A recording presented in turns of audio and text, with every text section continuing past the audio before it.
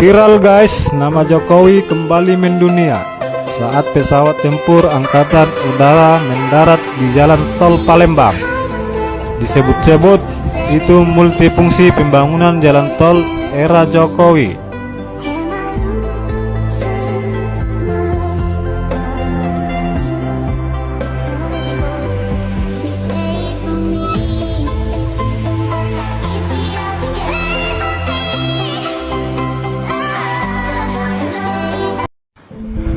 Viral guys, nama Jokowi kembali mendunia saat pesawat tempur Angkatan Udara mendarat di Jalan Tol Palembang. Disebut-sebut itu multifungsi pembangunan jalan tol era Jokowi.